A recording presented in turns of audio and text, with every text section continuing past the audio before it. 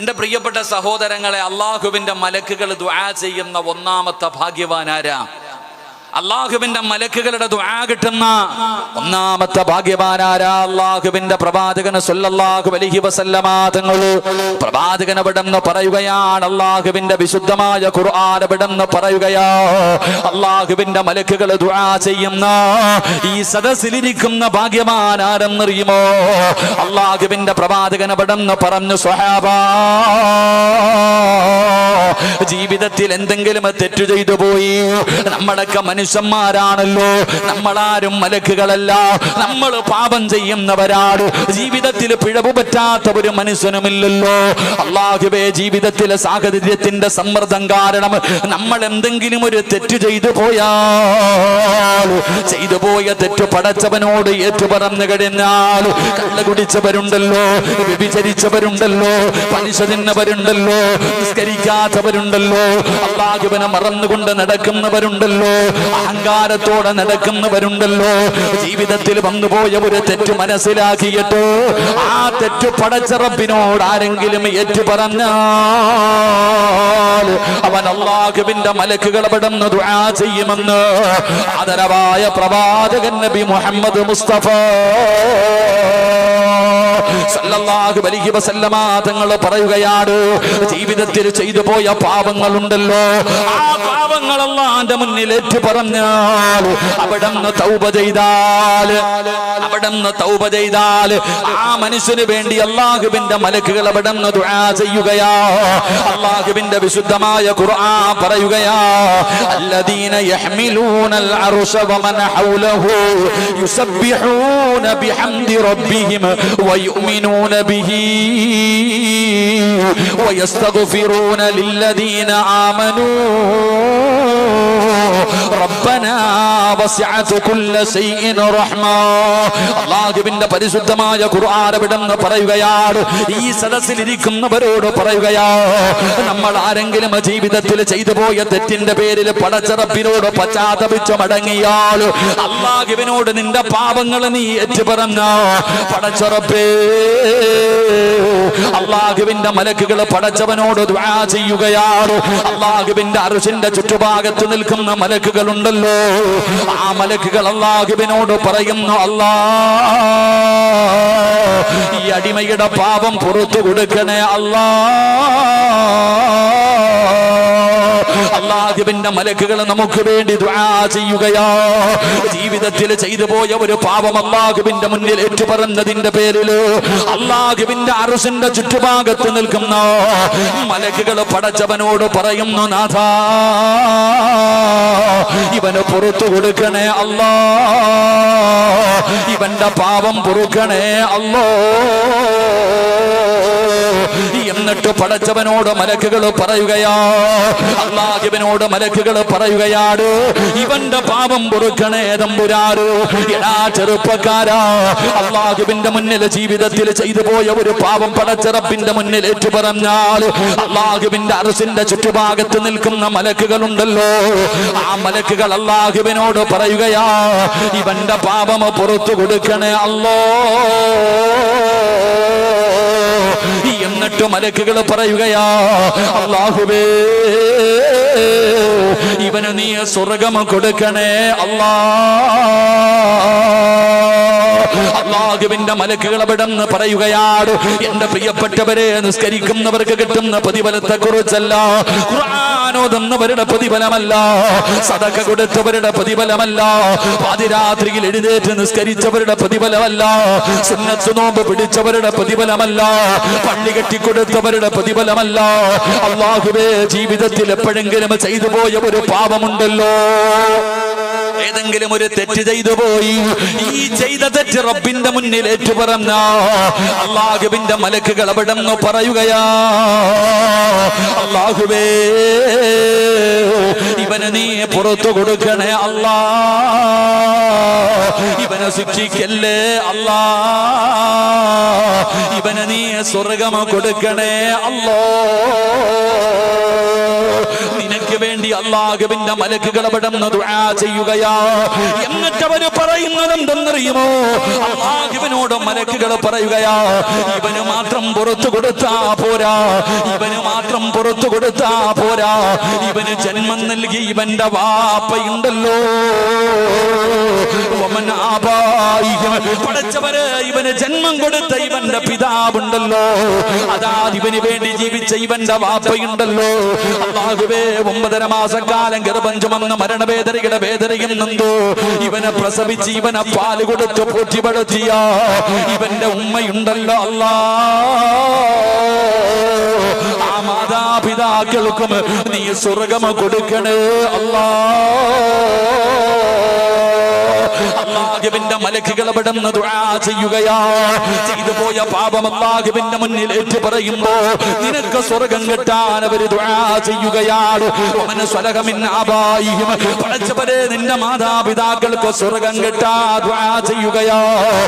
എന്നിട്ട് മലക്കുകൾ പറയുന്നു, നാഥാ, ഇവന്റെ മാതാപിതാക്കൾക്ക് മാത്രം കൊടുത്താ പോരാ, പടച്ചവനെ ഇവന്റെ ദുഃഖത്തിനും ഇവന്റെ സന്തോഷത്തിനും ഇവന്റെ കൂടെ കഴിയുന്ന ഇവന്റെ പ്രിയപ്പെട്ട ഭാര്യയുണ്ടല്ലോ, ഇവന്റെ ഇണയുണ്ടല്ലോ,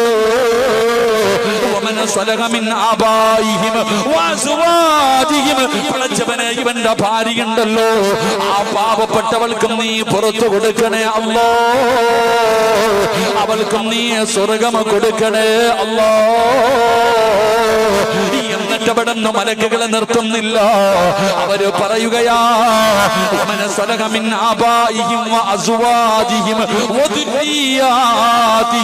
അല്ലാഹുവേ, ഇവന്റെ രക്തത്തിൽ പിറന്ന ഇവന്റെ മക്കളുണ്ടല്ലോ, ആ മക്കൾക്കും നീ പുറത്തു കൊടുക്കണേ അല്ലാ, ഇവന്റെ മക്കൾക്കും നീ പുറത്തു കൊടുക്കണം തമ്പുരാനോ, അവരോട് കരുണ കാണിക്കണം തമ്പുരാനോ, അവനെ നീ നരകത്തിലിട്ട് ശിക്ഷിക്കല്ലേ അല്ലാ, അവർക്ക് നീ സ്വർഗ്ഗം കൊടുക്കണേ അല്ലാ. ആർക്ക് വേണ്ടിയെന്നറിയുവോ? ആർക്ക് വേണ്ടിയാണ്? പടച്ച റബ്ബിന്റെ മലക്കുകളോ ജനിച്ച കാലം മുതൽ മരിക്കുന്ന കാലം വരെ പാപം ചെയ്യാത്ത, പാപം പറയാത്ത, പാപം കാടാത്ത, ഒരു നിമിഷം പോലും ഉറങ്ങാനോ ഭക്ഷണം കഴിക്കാനോ വെള്ളം കുടിക്കാനോ മാറ്റിവെക്കാതെ പടച്ച റബ്ബ് കൊടുത്ത നാവ് കൊണ്ട് നല്ലത് മാത്രം പറഞ്ഞ മലക്കുകൾ പറയുകയാ, അല്ലാഹുവേ, ഇവനെയും ഇവന്റെ മാതാപിതാക്കളെയും ഇവന്റെ ഭാര്യ സന്താനങ്ങളെയും നീ കുടുംബസമേതം സ്വർഗത്തിലേക്ക് കടത്തിവിടണേ അല്ലാ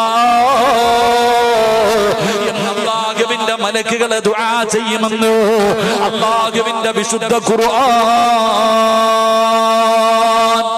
അല്ലാഹുവിന്റെ പരിശുദ്ധമായ ഖുർആൻ പറയുകയാ, ജീവിതത്തിൽ ചെയ്തു പോയ ഒരു പാപം, അത് കള്ളു കുടിച്ചതാണെങ്കിലും വ്യഭിചരിച്ചതാണെങ്കിലും പലിശ തിന്നതാണെങ്കിലും എന്ത് വൃത്തികെട്ട് കാണിച്ചതാണെങ്കിലും അല്ലാഹുവിന്റെ മുന്നിൽ നീ അതൊന്ന് ഏറ്റു പറഞ്ഞാൽ, അല്ലാഹുവിന്റെ മുന്നിൽ ചെയ്തു പോയ പാപത്തെ കുറിച്ച് നീ ഏറ്റു പറഞ്ഞാൽ, നീ, നിന്റെ മാതാപിതാക്കള്, നിന്റെ ഭാര്യ, നിന്റെ മക്കൾ കുടുംബസമേതം സ്വർഗ്ഗം കൊടുക്കണേ എന്ന് മലക്കുകൾ ദുആ ചെയ്യുമെന്ന് അല്ലാഹുവിന്റെ വിശുദ്ധ ഖുർആൻ. അല്ലാഹു നമുക്ക് ഭാഗ്യം നൽകുമാറാകട്ടെ, അല്ലാഹു നമുക്ക് ഭാഗ്യം നൽകുമാറാകട്ടെ.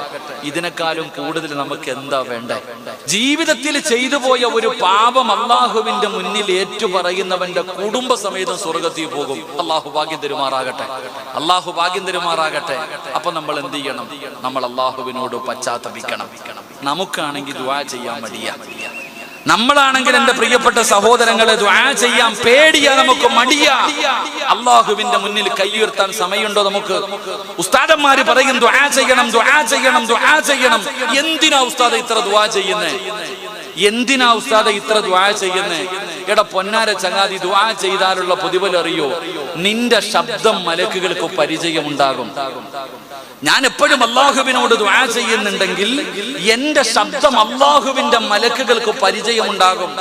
ഞാൻ ദുആ ചെയ്യുമ്പോ അല്ലാഹുവിന്റെ മലക്കുകൾ അല്ലാഹുവിനോട് പറയും, പടച്ചോനെ സിറാജ് ദുആ ചെയ്യുന്നു റബ്ബേ, ആകാശത്ത് നിൽക്കുന്ന മലക്കുകൾ, അള്ളാഹുവിന്റെ അർശിന്റെ ഭാഗത്ത് നിൽക്കുന്ന മലക്കുകൾ അള്ളാഹുവിനോട് പറഞ്ഞു കൊടുക്കും, പഠിച്ചവന് സിറാജ് ദുആ ചെയ്യുന്ന റബ്ബേ, നീ അവനൊക്കെ പുറത്തു കൊടുക്ക് റബ്ബേ, അവന്റെ ആഗ്രഹം സാധിപ്പിച്ചു കൊടുക്ക് റബ്ബേ എന്നും മലക്കുകൾ പറയുമെന്ന് നബിയുനാ റസൂലുള്ളാഹി. അങ്ങനെ മലക്കുകൾക്ക് നമ്മുടെ ശബ്ദം പരിചയമുണ്ടാകണമെങ്കിൽ നമ്മൾ ദുആ ചെയ്യണം. നമ്മളോ പള്ളിയിലെ ഖതീബ് പാവം ജുമാ നിസ്കാരം കഴിഞ്ഞ് 5 വഖത്ത് നിസ്കാരം കഴിഞ്ഞിട്ട് റബ്ബേ എന്ന് പറഞ്ഞ് ദുആ ചെയ്യുമ്പോ എവിടെ റോഡിൽ നിൽക്കുന്നുണ്ട്, ജുമായ്ക്ക് പോയതാ വെള്ളിയാഴ്ച. ഉസ്താദ് ദുആ ചെയ്യുമ്പോ ഇറങ്ങി ഓടുക. സലാം വീട്ടി കഴിഞ്ഞാൽ പിന്നെ ഓട്ടമാണല്ലോ, ഓട്ട മത്സരമാണല്ലോ. ആരാപ്പ ഇരിക്കണത്? കുറച്ചു പേര് ഇരിക്കാറില്ല, പിന്നെ ചിലരിയ്ക്കും. അവരുടെ ഇരുത്തം കണ്ടു കഴിഞ്ഞാൽ സദ്യ ഉണ്ണാനിരിക്കുന്നത് പോലെ ഇങ്ങനെ 2 കാലങ്ങോട്ട് വെച്ചിട്ട് അങ്ങോട്ടിരിക്കും. ഒരു കൈ നേരെ പിടിക്കുവോ? ഈ ആമീൻ ഉസ്താദിന് തന്നെ തോന്നും ഞാൻ ആർക്ക് വേണ്ടി അല്ലാഹ് ഈ ദുആ ചെയ്യണമെന്ന്. കാരണം പള്ളിക്കാട്ടിൽ ഇരിക്കണ പോലെ ആമീൻ പറയുന്ന ശബ്ദം കേൾക്കാറില്ല. ചിലരുടെ കൈ പിടിച്ചിരിക്കണത് ഇങ്ങനെ പിടിച്ചിട്ട് ഒരു ഇരിപ്പ ഇങ്ങനെ തറയിലിട്ടിരിക്കുക, ഇങ്ങനെ ആർക്കോ വേണ്ടി ഓക്കാനിക്കുന്നത് പോലെ. ഒന്ന് ആലോചിച്ചു സഹോദരൻ, നമ്മളെക്കാളും വലിയ മടിയന്മാർ ഈ ലോകത്തുണ്ടോ? അള്ളാഹു നമുക്ക് ഈമാൻ നൽകുമാറാകട്ടെ. നമ്മൾ ദുആ ചെയ്യണം. എന്തിനാ ഇത്ര മടി കാണിക്കാം? ജീവിതത്തിൽ ചെയ്തു പോയ പാപങ്ങൾ അള്ളാഹുവിന്റെ മുന്നിൽ ഏറ്റുപറ, ഇഖ്ലാസ് വേണ്ടേ? എടാ ദുആയ്ക്ക് ചില മര്യാദകളുണ്ട്. ചുമ്മാതെ എല്ലാരും പറയണ കാര്യം ഉസ്താദ് ദുആ ചെയ്തിട്ട് സ്വീകരിക്കണില്ല, ആര് പറഞ്ഞ് സ്വീകരിക്കണില്ല എന്ന്. എടാ അള്ളാഹുവിനോട് ദുആ ചെയ്താലും 3-4 കാര്യം അള്ളാഹു അവന് കൊടുക്കാതെ വെറും കയ്യോടെ മടക്കില്ല എന്ന് നബി മുഹമ്മദ് മുസ്തഫ.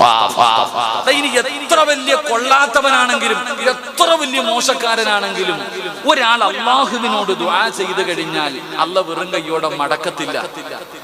ഒന്നുകിൽ നീ ചോദിച്ചത് അള്ളാഹു തരും, ഒന്നുകിൽ നീ ചോദിച്ചത് തന്നെ അള്ളാഹ് തരും. അതല്ലെങ്കിലോ അല്ലാഹു സുബ്ഹാനഹു വ തആല ആ ദുആ നാളെ പരലോകത്തിലേക്ക് മാറ്റിവെക്കും. അതാണ് ഹദീസ് പറയുന്നത്.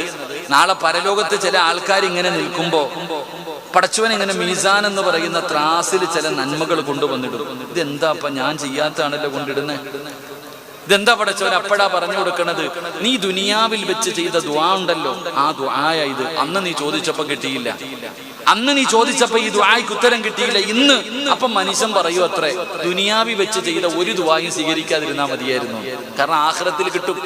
അപ്പൊ ഒന്നുകിൽ ദുആ ചെയ്താൽ ദുനിയാവിൽ വെച്ച് തന്നെ നീ ചോദിച്ചത് അല്ലാഹു തരും, അതല്ലെങ്കിൽ 2 ആഖിറത്തിലേക്ക് മാറ്റിവെക്കും, അല്ലെങ്കിൽ 3 എന്തെങ്കിലും അല്ലാഹു നിനക്ക് തരും. ചോദിച്ചത് തന്നില്ലെങ്കിലും നിനക്ക് വരാനിരിക്കുന്ന ഒരു ഷർറിനെങ്കിലും അല്ലാഹു തട്ടിമാറ്റും. ഇതാ അല്ലാഹ്, ഇതാണ് പടച്ച റബ്ബ്. പക്ഷെ നമ്മൾ ദുആ ചെയ്താൽ നമ്മുടെ ദുആയ്ക്ക് ഉത്തരം കിട്ടാത്തതിന്റെ കാരണം ചോദിക്കേണ്ടതുപോലെ ചോദിക്കുന്നില്ല. ദുആ ചെയ്യുന്നതിന് ചില മര്യാദകളുണ്ട്. ദുആ സ്വീകരിക്കണമെങ്കിൽ ജീവിതത്തിൽ ചെയ്യേണ്ട ചില നന്മകളുണ്ട്. ചുമ്മാതെ ചാടിക്കേറിയിരുന്ന് ചോദിച്ചിട്ട് കാര്യമൊന്നുമില്ല. ചോദിക്കുമ്പോൾ അതിൻ്റെതായ മര്യാദയോടുകൂടി അതബോടുകൂടി അള്ളാഹുവിന്റെ മുന്നിൽ ഒരടിമയെ പോലെ നിൽക്കണം, യാചിക്കുന്നവനെ പോലെ. പഞ്ചായത്തിൽ പോകും, മുനിസിപ്പാലിറ്റി പോകും, ഗവൺമെന്റ് ഓഫീസുകളിൽ പോകും, എന്നിട്ട് നിൽക്കുന്നത് കാരണം സാറേ സാറേ സാറേ, എന്തൊരു താഴ്മയെന്നറിയൂ. എടാ ഒരു പേപ്പർ റെഡിയാക്കാൻ വേണ്ടി എന്തിന് കോവിഡ് വന്നാൽ ഇപ്പൊ എന്തെങ്കിലും മറ്റേ എന്തെടുക്കല്ല ഇഞ്ചക്ഷൻ എടുക്കാൻ പോവില്ലേ, അവന്റെ മുന്നിൽ പോയി വളയുക. എന്നാ നിന്നെ പടച്ച അള്ളാടെ മുന്നിൽ ആ താഴ്മയുണ്ടോ? ഇല്ല, അല്ലാഹുവിനോട് കാണിക്കുന്നില്ല. ദുആ ചെയ്താ സ്വീകരിക്കണോ? ദുആ ചെയ്താ സ്വീകരിക്കണോ? ഒരു കാര്യം ചെയ്തിട്ട് ദുആ ചെയ്താൽ അവന്റെ ദുആ തള്ളപ്പെടില്ല എന്ന് നബി മുഹമ്മദ് മുസ്തഫ സല്ലല്ലാഹു അലൈഹി വസല്ലമ തങ്ങൾ പറയുന്നു, ഒരു ദുആ അല്ലാഹു തള്ളപ്പെടില്ല. ഏത് ദുആ? ഏത് ദുആ? ബിസ്മി പറഞ്ഞുകൊണ്ട് ആരാണോ ദുആ ചെയ്യുന്നത് അവന്റെ ദുആയ്ക്ക് ഉത്തരമുണ്ടെന്ന് നബി മുഹമ്മദ് മുസ്തഫ. എന്ത് പറഞ്ഞുകൊണ്ട് ദുആ ചെയ്യണം? ഒന്ന് അവരെ പറഞ്ഞിട്ടുണ്ടോ? തിന്നുമ്പോ പറയണില്ലല്ലോ, പിന്നല്ലേ ദുആ ചെയ്യുമ്പോ. ഭക്ഷണം കഴിക്കുന്ന സമയത്ത് പറയാറുണ്ടോ? എന്ത് ബിസ്മി? കൈ കഴുകണില്ലല്ലോ ഉസ്താദേ, പിന്നല്ലേ. ആരാടാ ബിസ്മി? മട്ടൻ ബിരിയാണി എടുത്ത് വെണ്ടി വെച്ചിരിക്കുമ്പോ എന്ത് ബിസ്മി? നടന്ന് തിന്നുന്നവൻ, യാചിച്ച് തിന്നുന്നവൻ. നമ്മളൊക്കെ ദുആ ചെയ്യും, അല്ലാഹുവേ മരിക്കണ കാലം വരെ ആരുടെ മുന്നിലും യാചിക്കേണ്ട അവസ്ഥ വരത്തില്ലെന്ന്. ദുആ ചെയ്യൂലേ? ദുആ ചെയ്യൂലേ? എന്നിട്ട് എന്തിനാ കല്യാണ വീട്ടിൽ പോയിട്ട് യാചിക്കണേ? ഇപ്പൊ പുതിയ മോഡൽ കണ്ടിട്ടില്ലേ? കല്യാണ വീട്ടിൽ പോകും, എന്നിട്ടൊരു പാത്രം എടുത്തിട്ട് ഇങ്ങനെ തെണ്ടുവാ, ഇങ്ങനെ. കല്യാണ വീട്ടിൽ പോയിട്ട് ഇവിടെ ഉണ്ടോ ബൊഫേ സിസ്റ്റം, എങ്ങനെ പോയിട്ട് തെണ്ടുവാ, ഇങ്ങനെ ഇങ്ങനെ തെണ്ടി തിന്ന. അല്ലാഹു കാക്കമാറാകട്ടെ. അതിന് പോകുന്നവനെ മടല് വെട്ടിയിട്ട് തല്ലണ്ടേ? ഞാൻ പോകാറില്ല അങ്ങനെയുള്ള കല്യാണത്തിന്. എനിക്ക് ഭക്ഷണം മുന്നിൽ കൊണ്ട് വെക്കണം. ഞാൻ അങ്ങോട്ട് പോയി ഇങ്ങനെ ഇരക്കാറില്ല. എന്റെ പ്രിയപ്പെട്ട സഹോദരങ്ങളെ, ബിസ്മി പറഞ്ഞിട്ട് ഭക്ഷണം കഴിക്കണം. അതുകൊണ്ടാണ് നബി സല്ലല്ലാഹു അലൈഹി വസല്ലം തങ്ങൾ പറഞ്ഞത്, ഇബ്ലീസ് ഇങ്ങനെ നിൽക്കുന്ന വീട്ടിൽ ഇങ്ങനെ നിൽക്കും, ഇബ്ലീസിന്റെ മക്കളും നിൽക്കും. അപ്പൊ ഇങ്ങനെ ബിസ്മി പറയാതെ ആരെങ്കിലും ഭക്ഷണം കഴിക്കുന്നുണ്ടെങ്കിൽ ഇബ്ലീസ് പറയും, മക്കളെ വാ, ഇന്ന് ആഹാരം ഉണ്ട്, എല്ലാവരും കൂടിക്കോ, പോയിരുന്ന് തിന്നോ. പടച്ചവന് നിന്റെ പെണ്ണുമ്പിള്ളയുടെ മക്കളുടെ ഇടയിൽ ശൈത്താനും മക്കളും കയറി ഇരുന്ന് തിന്നാ. പിന്നെ എങ്ങനെ? അൽ ജിൻസ് യമീരുൽ ജിൻസ്, ചന്ദനം ചാരിയ ചന്ദനം മണക്കുന്നല്ലേ. ശൈത്താൻ ഇടയിൽ കയറി ഇരുന്ന് തിന്നുമ്പോ ആ ശൈത്താന്റെ സ്വഭാവം നമുക്കുണ്ടാകും. അള്ളാഹു കാക്കുമാറാകട്ടെ. എന്ന ബിസ്മി പറഞ്ഞ് തിന്നാൻ തുടങ്ങിയാലോ ഇബ്ലീസ് പറയും, ഇന്ന് പട്ടിണിയായി.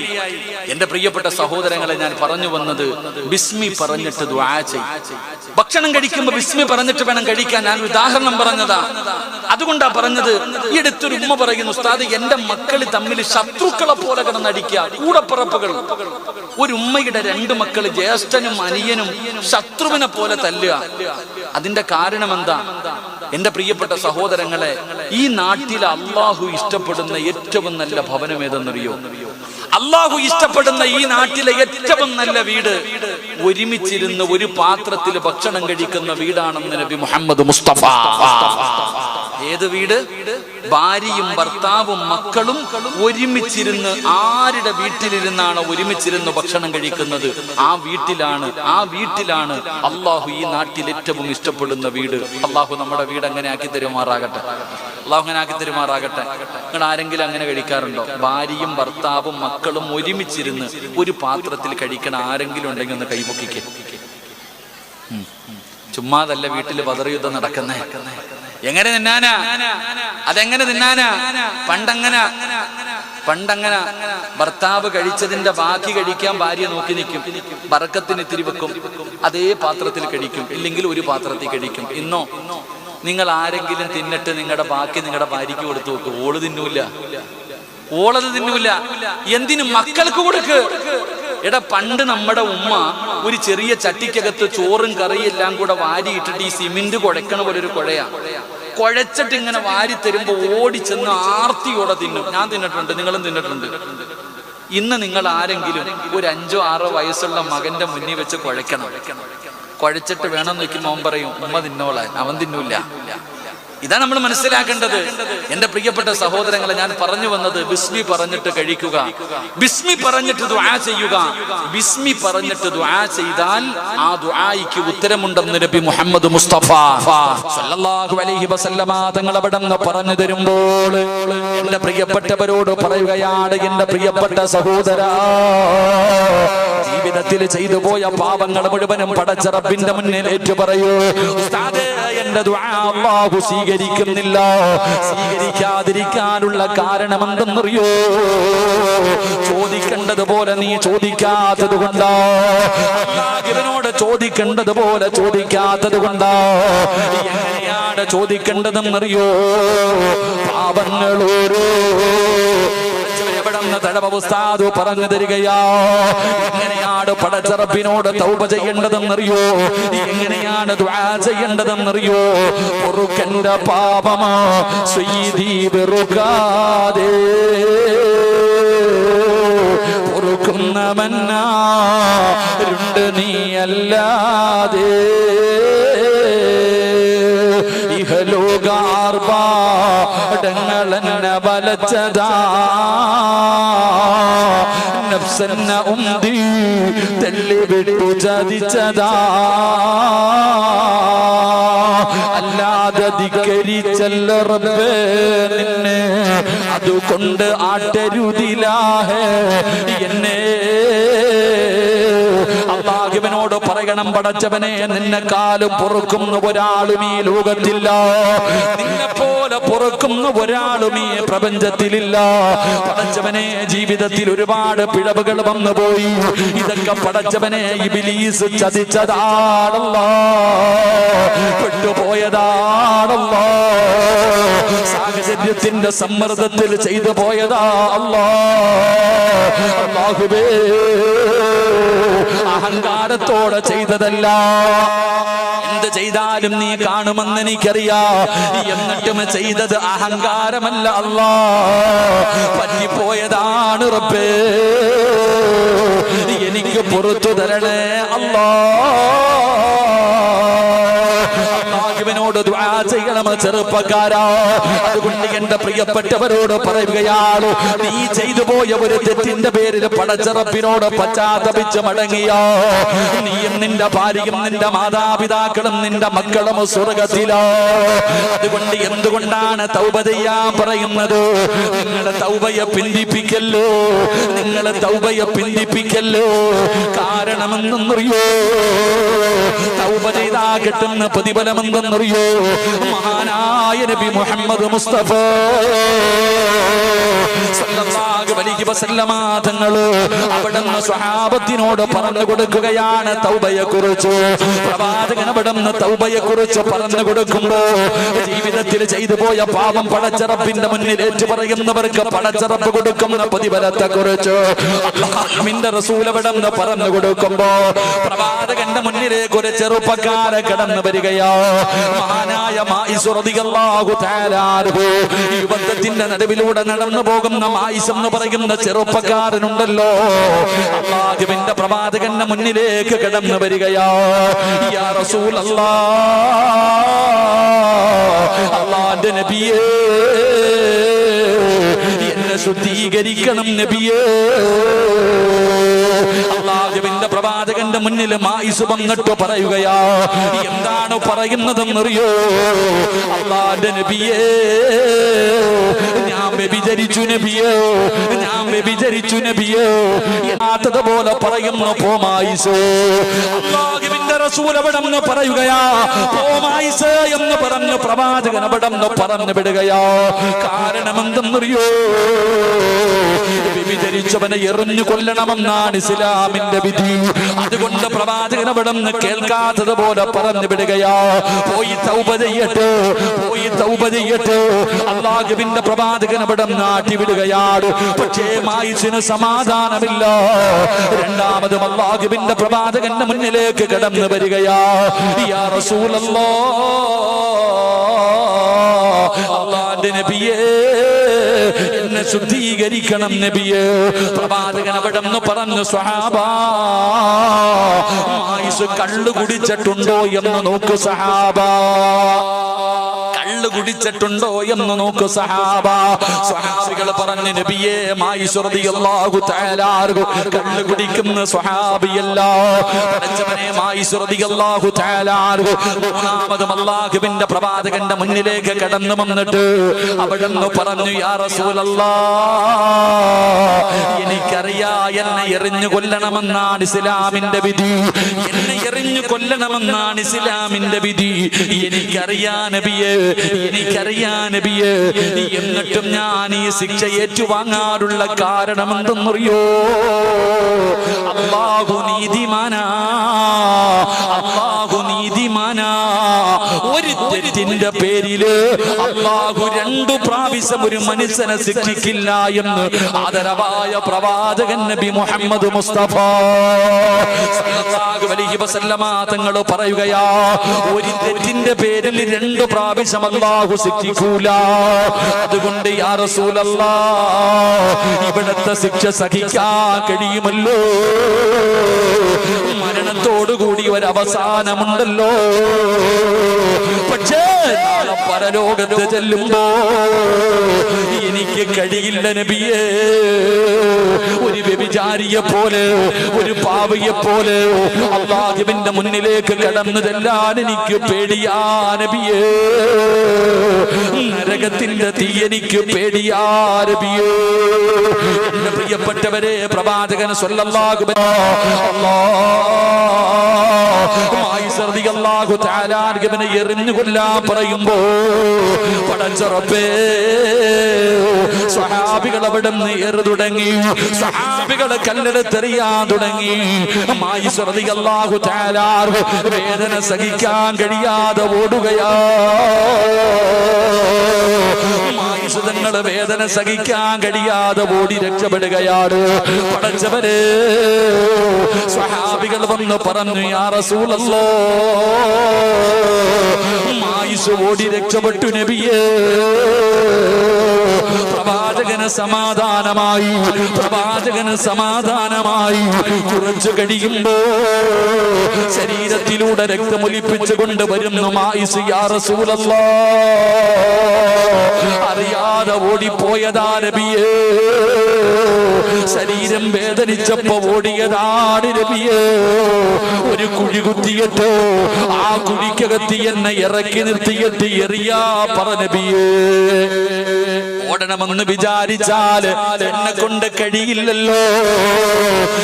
ചെറുപ്പക്കാരാ, എന്തുകൊണ്ടാണ് ഈ ശിക്ഷ ഏറ്റുവാങ്ങാനുള്ള കാരണം എന്തെന്നറിയോ? ഇവിടെ വെച്ച് അതിന്റെ ശിക്ഷ ഏറ്റുവാങ്ങി കഴിഞ്ഞാൽ നാളെ പടച്ചറപ്പിന്റെ മുന്നിൽ രക്ഷപ്പെടാൻ കഴിയുമല്ലോ. അതുകൊണ്ടായിരുന്നടാ ചെറുപ്പക്കാരാ, അതാ ഒരു പെണ്ണ് കിടന്നു വരികയാ. ഇവനെ എറിഞ്ഞു കൊന്ന കഥ കേട്ടപ്പോ ഒരു പെണ്ണ് കിടന്നു വരികയാണ് നബിയേ. രണ്ടാമത്തെ പ്രതി ഞാനാ. എന്റെ വയറിനകത്ത് കിടക്കുന്ന കുഞ്ഞു മായിസിന്റെ കുഞ്ഞാണ് നബിയേ. പടച്ചവരെ, അല്ലാഹുവിന്റെ പ്രവാചകന്റെ മുന്നിൽ വന്നിട്ട് പറയുന്നു, എനിക്കുള്ള ശിക്ഷ തരാറ്. റസൂലുള്ളാഹി തങ്ങൾ പറഞ്ഞു, നീ ഗർഭിണിയല്ലോ, നീ പ്രസവിച്ചു കഴിഞ്ഞു വരാറ് പറഞ്ഞു വിടുകയാണ്. ആ പെണ്ണ് തന്റെ വീട്ടിലേക്ക് കടന്നു ചെന്നു. 9.5 മാസം കഴിഞ്ഞു. അവിടെ നിന്ന് പ്രസവിച്ചു കഴിഞ്ഞപ്പോ ചോര കുഞ്ഞിനെയും എടുത്തുകൊണ്ട് മുത്തുനബിയുടെ ചാരത്തേക്ക് കടന്നു വരികയോ. പ്രവാചകൻ അവിടെ നിന്ന് പറഞ്ഞു, നീ പാല് കൊടുക്കൂ, ഈ കുഞ്ഞിന് പാല് കൊടുക്കണമല്ലോ. പടച്ചവനെ പിന്നെയും പറഞ്ഞു വിടുകയാണ്.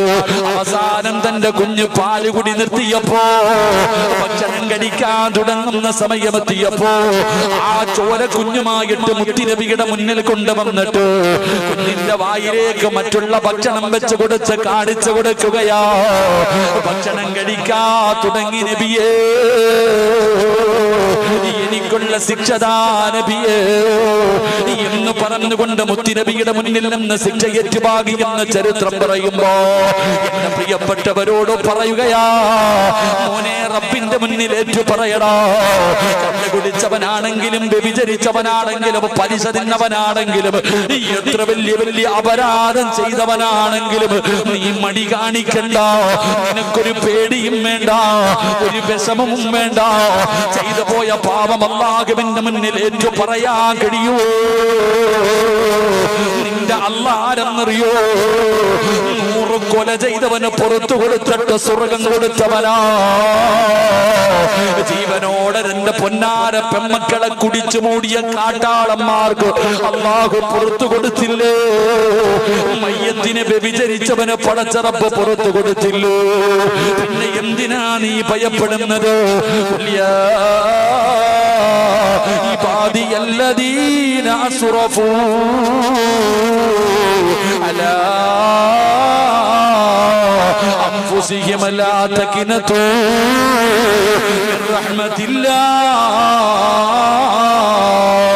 അല്ലാഹു പറയുന്നു, നബിയേ, എന്റെ അടിമകളോട് പറഞ്ഞു കൊടുക്ക് നബിയേ, അവരെത്ര വലിയ പാപം ചെയ്തവരാണെങ്കിലും എത്ര വലിയ ദ്രോഹം ചെയ്തവരാണെങ്കിലും എന്നോടൊന്ന് പറയാറ്, എന്നോടൊന്ന് ഏറ്റു പറയാറ്. ചെയ്തു പോയത് മുഴുവനും എന്റെ മുന്നിലൊന്ന് ഏറ്റു പറഞ്ഞ് തൗബ ചെയ്യാറ്.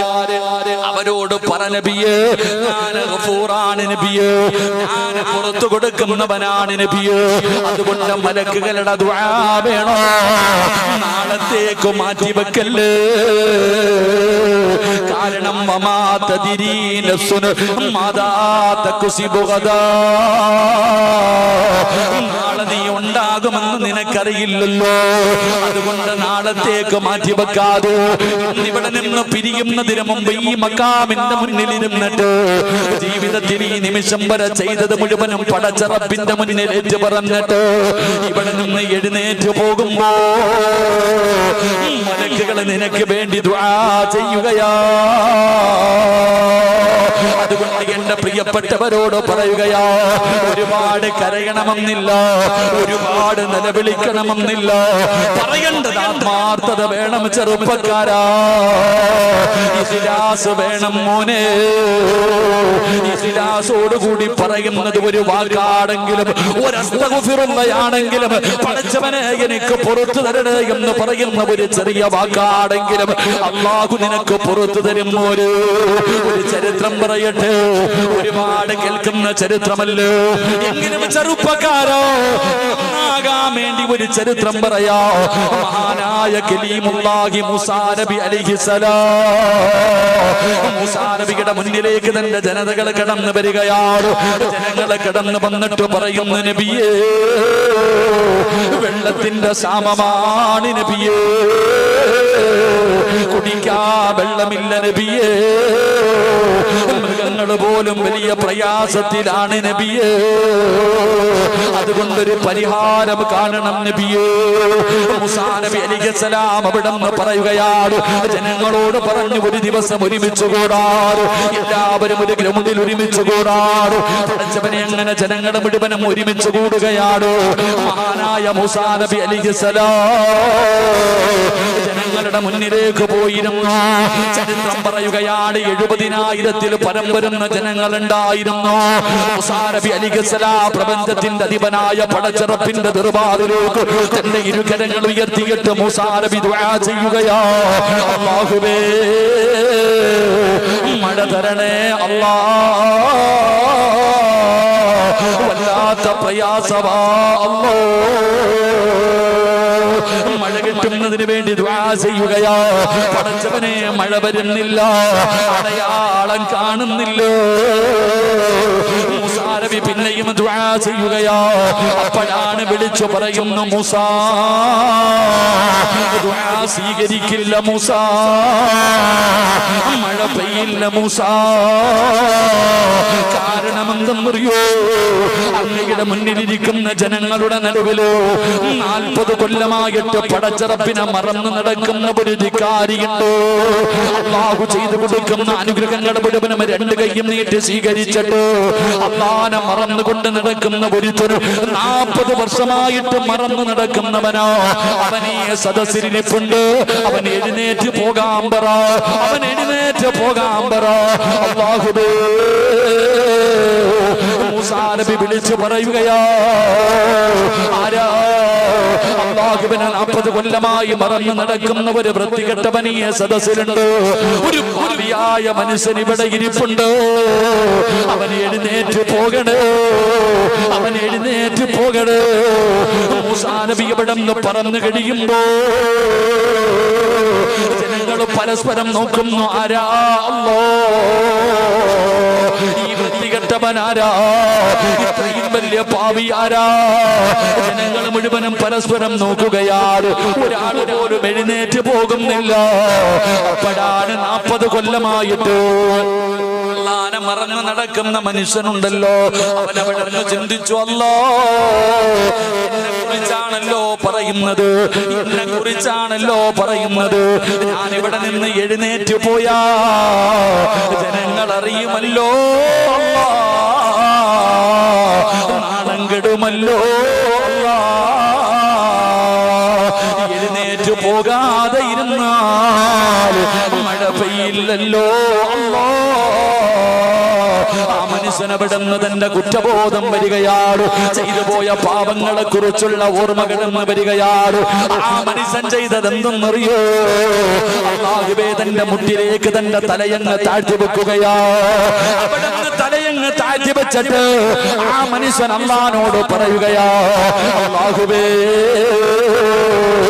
ഇന്നുവരെ ചെയ്തത് പാപമാ അല്ലാ, സമ്മതിക്കുന്നു അല്ലാ, കുറ്റബോധമുണ്ട് റബ്ബേ. എങ്ങനെയാണ് തൗബ ചെയ്യേണ്ടതെന്ന് പോലും എനിക്കറിയില്ല അല്ലാ.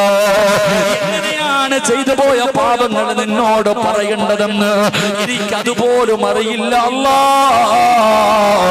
എങ്കിലും ഞാൻ പറയുകയാ, ഇനി ഒരിക്കലും ചെയ്യില്ല അല്ലാ. ഇനി ഒരിക്കലും നിന്നോട് ഞാൻ എതിര് പ്രവർത്തിക്കില്ല. ഇന്നുവരെ ചെയ്തത് പൊറുത്തുതാ അല്ലാ. ചെയ്തത് എനിക്ക് പുറത്തു താ അല്ലാഹ്. എന്നിട്ട് ആ മനുഷ്യൻ പറയുന്നു, അല്ലാഹ് എന്റെ തൗബ സ്വീകരിച്ചാൽ, എന്റെ പാപം പൊറുത്താൽ മഴ തരണേ അല്ലാഹ്, മഴ തരണേ അല്ലാഹ്. ആകാശത്ത് കാർമേഘം വരികയാണ്. ജനങ്ങൾ മുഴുവനും മഴ വരുന്നത് കണ്ടപ്പോ സന്തോഷം കൊണ്ടവരോടുകയാ. ആകാശത്ത് നിന്ന് മഴത്തുള്ളികൾ ഭൂമിയുടെ മടിത്തട്ടിലേക്ക് പെയ്തിറങ്ങുകയാണ്. മൂസാ നബിക്ക് അത്ഭുതമായി, റബ്ബേ ഒരാളും എഴുന്നേറ്റ് പോയില്ലല്ലോ, ഒരാളും എഴുന്നേറ്റ് പോയില്ലല്ലോ. അലൈഹിസ്സലാം കടന്നു വന്നിട്ട് പറഞ്ഞു കൊടുക്കുകയാ, മൂസ നബിയേ ആ മനുഷ്യൻ അല്ലാഹുവിനോട് തൗബ ചെയ്തു. ആ മനുഷ്യന്മാരെ അല്ലാഹുവിന് വല്ലാത്ത ഇഷ്ടമാ. പടച്ച റബ്ബിനെ പേടിച്ച് 5 നേരം നിസ്കരിച്ച് നടക്കുന്നവർ അല്ലാഹുവിന് വല്ലാത്ത ഇഷ്ടമാ. ഇതുപോലെ ജീവിതത്തിൽ ചെയ്തു പോയ തെറ്റുണ്ടല്ലോ, ആരെങ്കിലും അല്ലാഹുവിനോട് ഏറ്റു പറഞ്ഞാൽ അവന് അല്ലാഹുവിന് വല്ലാത്ത ഇഷ്ടമാണെന്ന് ആദരവായ പ്രവാചകൻ നബി മുഹമ്മദ് മുസ്തഫ സല്ലല്ലാഹു അലൈഹി വസല്ലമ തങ്ങൾ പറയുമ്പോ അല്ലാഹുവിന്റെ മലക്കുകളുടെ ദുആ കിട്ടുന്ന ഒന്നാമത്തെ വിഭാഗം ആരെന്നറിയോ? ജീവിതത്തിൽ ചെയ്തു പോയ പാപങ്ങൾ അല്ലാഹുവിന്റെ മലക്കുകൾ ദുആ ചെയ്യുമെന്ന് അല്ലാഹുവിന്റെ വിശുദ്ധ ഖുർആൻ. രണ്ടാമത്തെ വിഭാഗമാരാ? അല്ലാഹുവിന്റെ പ്രവാചകൻ അവിടെ പറഞ്ഞു തരികയാ. അല്ലാഹുവിന്റെ ഖുർആൻ അവിടെ പറയുകയാണ്, എന്റെ പ്രിയപ്പെട്ട സഹോദരങ്ങള്, നമ്മളൊക്കെ നമസ്കരിക്കുന്നവരാണല്ലോ, പള്ളിയിലെ ഖതീബിന്റെ പുറകിൽ നിന്ന് നിസ്കരിക്കുന്നവരാണല്ലോ. ഉസ്താദ് അവിടെ ഫാത്തിഹ ഓതുമല്ലോ. മലക്കുകളുടെ ദുആ കിട്ടുന്ന രണ്ടാമത്തെ വിഭാഗം, അല്ലാഹുവിന്റെ പള്ളിയിൽ നമ്മൾ നമസ്കരിക്കാൻ പോകും. പള്ളിയിലെ ഖതീബ് ഉസ്താദ് ഫാത്തിഹ ഓതും, പള്ളിയിലെ ഇമാമ് ഫാത്തിഹ ഓതും. ആ ഫാത്തിഹ ഓതി തീർന്നതിന് ശേഷം ഉസ്താദ് പറയും ആമീൻ വലല്ലാലീൻ ആമീൻ. ആ ആമീൻ എന്ന് പറയുന്ന സമയം ആരാണോ എന്റെ പ്രിയപ്പെട്ട സഹോദരങ്ങളെ ആ സമയത്ത് ആമീൻ പറയുന്നത്, അവൻ അല്ലാഹുവിന്റെ മലക്കുകളുടെ ദുആ കിട്ടുമെന്ന് നബി മുഹമ്മദ് മുസ്തഫ സല്ലല്ലാഹു അലൈഹി വസല്ലമ തങ്ങൾ പറയുന്നു, ഉസ്താദ് വലല്ലാലീൻ ആമീൻ എന്ന് ഉസ്താദ് പറയുന്നതിന് മുമ്പേ നമ്മൾ ആമീൻ പറയും, ഇല്ലേ? ഉസ്താദ് ആമീൻ പറയുന്നതിന് മുമ്പേ നമ്മൾ പറഞ്ഞിട്ടുണ്ടാവും. അങ്ങനെ ചില ബിരുദന്മാരുണ്ട്, ഖതീബ് സുജൂദിൽ എത്തുന്നതിന് മുമ്പേ സുജൂദിൽ പോയിട്ട് നോക്കിയിരിക്കുന്ന ആൾക്കാരില്ലേ? അല്ലാഹു കാക്കുമാറാകട്ടെ, അല്ലാഹു കാക്കുമാറാകട്ടെ, ഇല്ലേ? ഉസ്താദ് സുജൂദിൽ എത്തിയിട്ടില്ല, അതിനു മുമ്പേ സുജൂദിൽ പോയി കിടക്കുന്ന ആൾക്കാരില്ലേ? നാളെ പന്നിയുടെ കോലത്തിൽ എഴുന്നേറ്റ് വരും. അല്ലാഹു കാക്കുമാറാകട്ടെ. ഏത് കോലത്തിൽ? പന്നിയുടെ കോലത്തിലാണ് നാളെ പരലോകത്ത് അവർ കടന്നു വരുന്നത്. അല്ലാഹു കാത്തിരക്ഷിക്കുമാറാകട്ടെ. എന്റെ പ്രിയപ്പെട്ട സഹോദരങ്ങളെ, ഇഹ്ദിന സിറാത്തൽ മുസ്തഖീം സിറാത്തൽ ലദീന അൻഅംത അലൈഹിം ഗൈറിൽ മഗ്ദൂബി അലൈഹിം വലല്ലാലീൻ. എന്റെ പ്രിയപ്പെട്ടവരെ, ഇമാം ഓതുമ്പോൾ എന്ത് പറയണം? ആമീൻ എന്ന്. ഹുറൈറ റളിയല്ലാഹു തആല അൻഹു അന്ന നബി സല്ലല്ലാഹു അലൈഹി വസല്ലം ഖാൽ ഇദാ അമ്മനൽ ഇമാമ ഫഅമ്മിനു ഫഇന്നഹു മൻ വാഫഖ. റസൂലുള്ളാഹി സ്വല്ലല്ലാഹു അലൈഹി വസല്ലം തങ്ങൾ പറയുന്നു, ഇമാം ആമീൻ ചൊല്ലിയാൽ നിങ്ങളും ആമീൻ ചൊല്ലുക, നിങ്ങളും ആമീൻ ചൊല്ലുക. ഒരാളുടെ ആമീൻ ചൊല്ലൽ മലക്കുകളുടെ ആമീനുമായി, ആ രണ്ടുമായി ഒരുമിച്ചാണ് ചെയ്യുന്നതെങ്കിൽ അവൻ ചെയ്തു പോയ പാപങ്ങൾ അല്ലാഹു പുറത്തു കൊടുക്കുമെന്ന് മഹാനായ നബി മുഹമ്മദ് മുസ്തഫ. നമ്മൾ ആമീൻ ഇമാമു വലല്ലാലീൻ എന്ന് പറഞ്ഞു, ആമീൻ. ആ സമയത്ത് നമ്മൾ ആമീൻ പറയുമ്പോ നമ്മളുടെ ആമീനും മലക്കുകളുടെ ആമീനും തമ്മിൽ യോജിച്ചു കഴിഞ്ഞാൽ നീ രക്ഷപ്പെട്ടു. നിന്റെ പാപങ്ങൾ മുഴുവനും അല്ലാഹു പുറത്തു തരും. സഹീഹുൽ ബുഖാരിയിലുള്ള ഹദീസ. അല്ലാഹു നമുക്ക് ഈമാൻ നൽകുമാറാകട്ടെ, അല്ലാഹു നമുക്ക് ഈമാൻ നൽകുമാറാകട്ടെ. എന്റെ പ്രിയപ്പെട്ടവരെ, നമ്മുടെ പാപങ്ങൾ പൊറുക്കാൻ അതൊരു കാരണമാണ്. നമ്മുടെ പാപങ്ങൾ പൊറുക്കുവാൻ എന്റെ പ്രിയപ്പെട്ട സഹോദരങ്ങളെ, പള്ളിയിൽ പോയി നിസ്കരിക്കുമ്പോ ഇമാമിന്റെ കൂടെ, അതെങ്ങനെ? ഉസ്താദ് വലിയ സൂറത്താണ് ഓതുന്നതെങ്കിൽ തീരാറാകുമ്പോഴേ നമ്മൾ കയറത്തുള്ളൂ. ഉസ്താദ് വലിയ സൂറത്താണ് ഓതുന്നതെങ്കിൽ തീരാറാകുമ്പോഴേ കയറത്തുള്ളൂ. ഉസ്താദ് എങ്ങാനും വലിയ സൂറത്ത് ഓതി ആലോചിച്ച് വയ്ക്ക്. പിന്നെ പരാതിയ കമ്മിറ്റി ഓഫീസിൽ പരാതിയ ഉസ്താദ് ഇങ്ങനെ വലിയ സൂറത്ത് ഓതിയ. എന്റെ പ്രിയപ്പെട്ട സഹോദരങ്ങളെ, നിസ്കാരത്തിന്റെ ഓത്ത് ദീർഘിപ്പിക്കണമെന്നാണ്. ഒറ്റയ്ക്ക് നിസ്കരിക്കുന്ന സമയത്തൊക്കെ നമ്മൾ എന്ത് ചെയ്യണം? നിസ്കാരം ദീർഘിപ്പിക്കണം, ഖുർആൻ പാരായണം ദീർഘിപ്പിക്കണം. നിസ്കാരം ദീർഘിപ്പിച്ചു കഴിഞ്ഞാൽ അവന്റെ മരണവേദന അള്ളാഹു എളുപ്പമാക്കി കൊടുക്കും, അവന്റെ മരണം അള്ളാഹു എളുപ്പമാക്കി കൊടുക്കും. അള്ളാഹു നമുക്ക് ഭാഗ്യം നൽകുമാറാകട്ടെ. പിന്നെ ഉസ്താദന്മാര് ചെറിയ സൂറത്ത് ഓതുന്നത് വെറുതെ അല്ല. നിങ്ങൾ ചോദിക്കുമല്ലേ, എന്തുവാടാ ഉസ്താദ് എന്നും ഈ വദ്ദുഹ തന്നെ, ഉസ്താദ് എന്നും വദ്ദുഹ തന്നെ ഓതുന്നത് എന്താ, ഉസ്താദിന് വലിയ സൂറത്തൊന്നും അറിയത്തില്ലേ എന്ന് ചോദിക്കുന്ന വാപ്പമാരുണ്ട്. പാപ്പ മുത്തുനബി സല്ലല്ലാഹു അലൈഹി വസല്ലമ തങ്ങൾ പറഞ്ഞിട്ടുണ്ട്, ഇമാമുമാര് ചെറിയ സൂറത്ത് ഓതിയിട്ടേ നിസ്കരിക്കാവൂ. പള്ളിയിലെ ഖതീബന്മാർ എന്ത് ചെയ്യണം? ചെറിയ സൂറത്ത് ഓതിയിട്ട് നിസ്കരിക്കണം. കാരണം എന്താ? ഇപ്പൊ ഇവിടത്തെ പള്ളിയിലെ ഖതീബ് നിസ്കരിക്കുമ്പോ എത്രയോ പ്രായമുള്ളവർ ഉസ്താദിന്റെ പുറകെ നിൽക്കുന്നുണ്ട്, രോഗികൾ നിൽക്കുന്നുണ്ട്. യാത്രക്കാര് പള്ളി കണ്ടപ്പോ ഒന്ന് നിസ്കരിച്ചിട്ട് പോകാന്ന് പറഞ്ഞ് ചാടിക്കേറി നിന്നതാ. ഉസ്താദ് ബക്കറ ഓതിക്കൊണ്ടിരുന്ന ഈ പുറകെ നിൽക്കുന്നവൻ പറയും, പടച്ചോൻ ഇങ്ങേരെന്താ ഹത്ത ഓതുന്നു, അല്ല തീരുന്നില്ല. അല്ല, ചിന്തിച്ചു നോക്ക്. എടാ, ഇമാമിന്റെ പുറകിൽ നിൽക്കുന്നവനെ പ്രയാസപ്പെടുത്തരുത്. അതാ മനസ്സിലാക്കേണ്ടത്. ഇബാദത്തിന്റെ വിഷയം പോലും, നിസ്കരിക്കുന്ന സമയത്ത് പോലും തന്റെ പുറകിൽ നിൽക്കുന്നവരെ പ്രയാസപ്പെടുത്തരുതെന്ന അള്ളാന്റെ ദീൻ പഠിപ്പിക്കുന്നത്. അള്ളാഹു ഈമാൻ നൽകുമാറാകട്ടെ. അപ്പൊ ഉസ്താദ് വലിയ സൂറത്ത് ഓതിക്കൊണ്ട് നിന്നാ നമ്മൾ പുറകിൽ നിന്നിട്ട് ഇങ്ങനെ ആക്ക, എന്തിന് നിർത്താൻ? നമ്മൾ നിർത്താൻ. നമ്മൾ ആരെന്നറിയോ? ഈ പറഞ്ഞതിനർത്ഥം കുൽഹുവല്ലാഹ് ഇന്നഅത്തനെ അടിക്കണമെന്നല്ല. നമ്മൾ ആരാ? റമളാൻ മാസം വരുമ്പോ ചില പള്ളികളിൽ ഹത്ത ഓതും, അവിടെ പോകത്തില്ല. വല്ലുഹ മുതൽ താഴോട്ട് ഓതുന്ന പള്ളി തെരഞ്ഞു പോകുന്ന ബിരുദന്മാരാ നമ്മൾ. അള്ളാഹു കാക്കുമാറാകട്ടെ. ഉസ്താദ് എന്നും വല്ലുഹ തന്നെ ഓതുന്നത് എന്താ, ഉസ്താദിന് വലിയ സൂറത്തൊന്നും അറിയത്തില്ലേ എന്ന് ചോദിക്കുന്ന വാപ്പമാരുണ്ട്. പാപ്പ മുത്തുനബി സല്ലല്ലാഹു അലൈഹി വസല്ലമ തങ്ങൾ പറഞ്ഞിട്ടുണ്ട്, ഇമാമുമാര് ചെറിയ സൂറത്ത് ഓതിയിട്ടേ നിസ്കരിക്കാവൂ. പള്ളിയിലെ ഖതീബന്മാർ എന്ത് ചെയ്യണം? ചെറിയ സൂറത്ത് ഓതിയിട്ട് നിസ്കരിക്കണം. കാരണം എന്താ? ഇപ്പൊ ഇവിടത്തെ പള്ളിയിലെ ഖതീബ് നിസ്കരിക്കുമ്പോ എത്രയോ പ്രായമുള്ളവർ ഉസ്താദിന്റെ പുറകെ നിൽക്കുന്നുണ്ട്, രോഗികൾ നിൽക്കുന്നുണ്ട്. യാത്രക്കാര് പള്ളി കണ്ടപ്പോ ഒന്ന് നിസ്കരിച്ചിട്ട് പോകാന്ന് പറഞ്ഞ് ചാടിക്കേറി നിന്നതാ. ഉസ്താദ് ബക്കറ ഓതിക്കൊണ്ടിരുന്ന ഈ പുറകെ നിൽക്കുന്നവൻ പറയും, പടച്ചോൻ ഇങ്ങേരെന്താ ഹത്ത ഓതുന്നു, അല്ല തീരുന്നില്ല. അല്ല, ചിന്തിച്ചു നോക്ക്. എടാ, ഇമാമിന്റെ പുറകിൽ നിൽക്കുന്നവനെ പ്രയാസപ്പെടുത്തരുത്. അതാ മനസ്സിലാക്കേണ്ടത്. ഇബാദത്തിന്റെ വിഷയം പോലും, നിസ്കരിക്കുന്ന സമയത്ത് പോലും തന്റെ പുറകിൽ നിൽക്കുന്നവരെ പ്രയാസപ്പെടുത്തരുതെന്ന അള്ളാന്റെ ദീൻ പഠിപ്പിക്കുന്നത്. അള്ളാഹു ഈമാൻ നൽകുമാറാകട്ടെ. അപ്പൊ ഉസ്താദ് വലിയ സൂറത്ത് ഓതിക്കൊണ്ട് നിന്നാ നമ്മൾ പുറകിൽ നിന്നിട്ട് ഇങ്ങനെ ആക്ക, എന്തിന് നിർത്താൻ? നമ്മൾ നിർത്താൻ. നമ്മൾ ആരെന്നറിയോ? ഈ പറഞ്ഞതിനർത്ഥം കുൽഹുവല്ലാഹ് ഇന്നഅത്തനെ അടിക്കണമെന്നല്ല. നമ്മൾ ആരാ? റമളാൻ മാസം വരുമ്പോ ചില പള്ളികളിൽ ഹത്ത ഓതും, അവിടെ പോകത്തില്ല. വല്ലുഹ മുതൽ താഴോട്ട് ഓതുന്ന പള്ളി തെരഞ്ഞു പോകുന്ന ബിരുദന്മാരാ നമ്മൾ. അള്ളാഹു കാക്കുമാറാകട്ടെ.